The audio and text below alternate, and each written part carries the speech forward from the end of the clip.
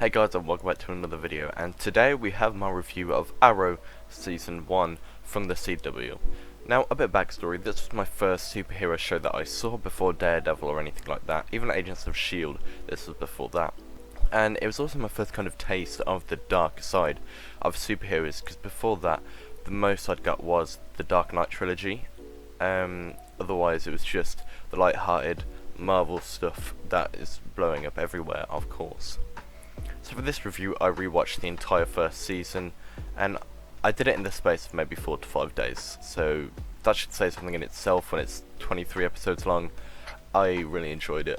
I hadn't watched it in a long time, so I'd forgotten about a lot of it actually, so I had some nice surprises in there that I thought maybe came into it later on in the next season, or that I just forgot about entirely.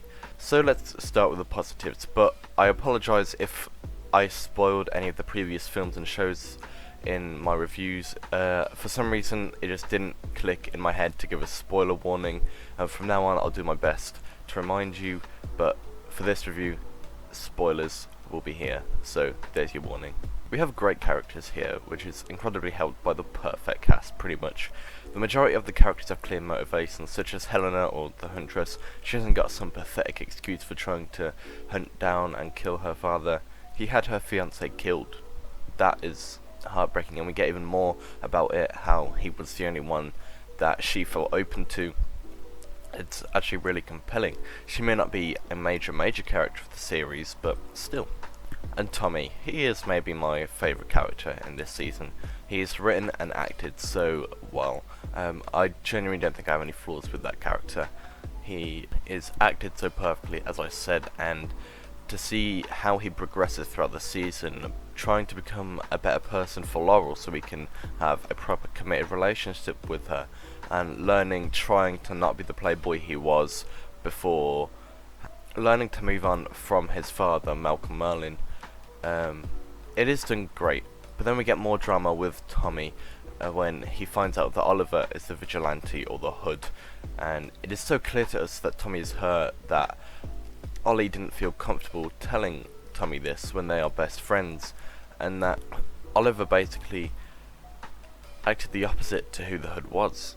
So Tommy is very hurt, and obviously then even more hard-hitting stuff when Ollie admits that he still has feelings for Laurel, which is clear Tommy doesn't know how to say in a relationship with Laurel when his best friend is a vigilante and still loves Laurel.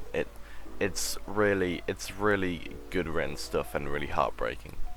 And I briefly mentioned Tommy's father, Malcolm Merlyn, played perfectly by John Barrowman, by the way. One of my favourite actors, honestly. I love him so much. He can do so many different things, it's kind of insane.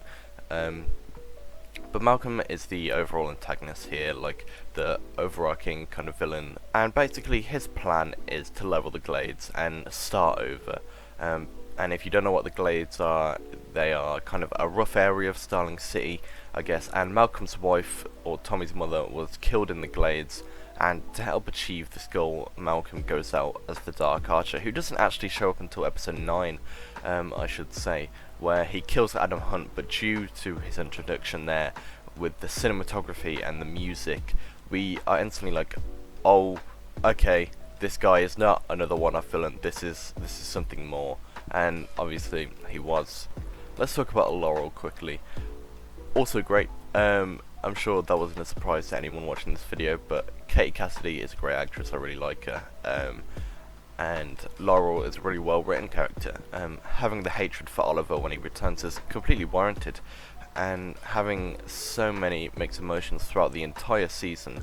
She is thrown around throughout her own head all season, with Ollie saying that he has changed but then he hasn't, and then pushing her away but then pulling her back, saying he doesn't love her then admitting he does. It's a real mixed bag from Oliver, and it messes her up, and it's obviously it would mess anyone up. It messes her up, and slowly she sees for herself that Ollie has changed, and for a while they do reconcile and meet in the middle, and they're just friends.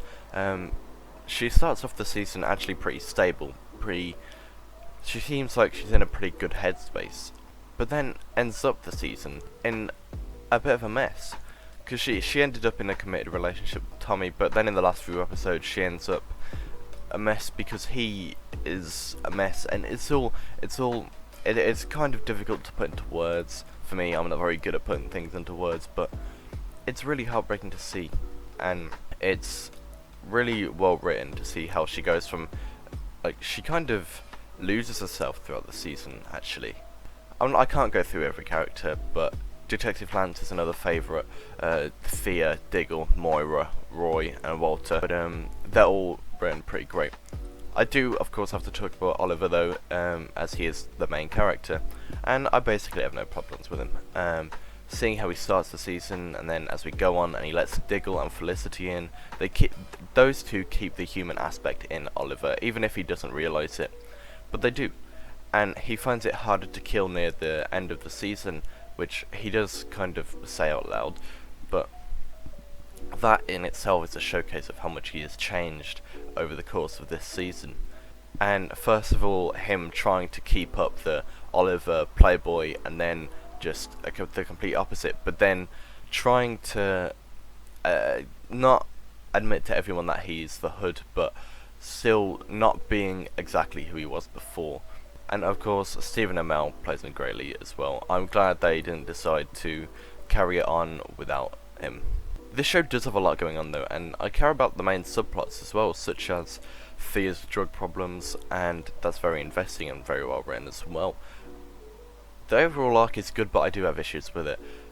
Mainly being Oliver encounters the Dark Archer, or Malcolm Merlyn, and by this I mean that Arrow and the Dark Archer having a fight. But they only encounter each other once before the final episode, and whilst I was invested through the characters and subplots, I really needed more kind of meat of the overarching plot in episodes. It was pretty much around episode 11 where I was like, okay, can I please have some more of the plot? Like I said, I was still invested, but I just think we could have had a bit more of the Malcolm Merlyn plot kind of sprinkled in throughout the one-off episodes. And I think that would have certified him as an even stronger threat, and Ollie should have met with him more than once, and they should have had a few more fights, and yeah, really would have certified us to be much more intimidated by him. As I mentioned, there's a lot of character drama here, but a few of the arguments with Diggle really feel forced and don't have much purpose for me. And of course, we have the secondary storyline, which has Oliver placed on Lian Yu, which is where he ended up after the Queen's Gambit went down. And whilst I enjoy it, I am instantly less invested because I know Oliver survives, so the stakes with him are lowered considerably.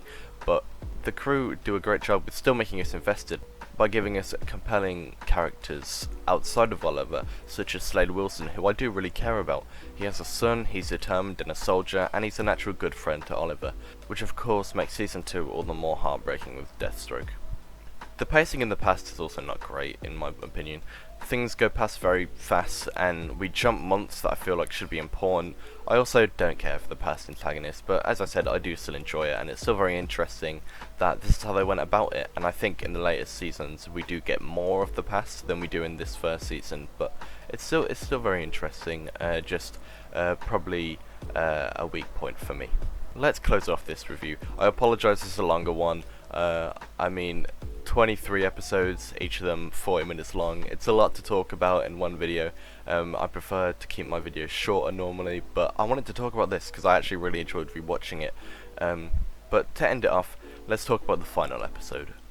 Even though I knew Tommy was going to die, it still almost brought me to tears due to the performances and Tommy's genuinely perfect arc throughout this season. It was a great ending and even a solid setup for the next season. It was so well done, and I wasn't expecting to be on the verge of tears. My second time rewatching the whole season.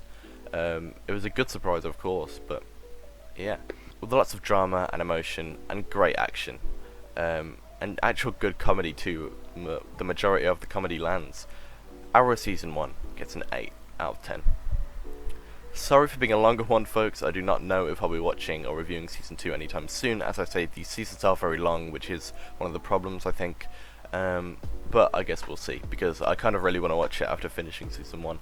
But yeah, I apologise if I did miss stuff. As I said, there's a lot there. I tried to give an overall stuff because I don't like making longer videos.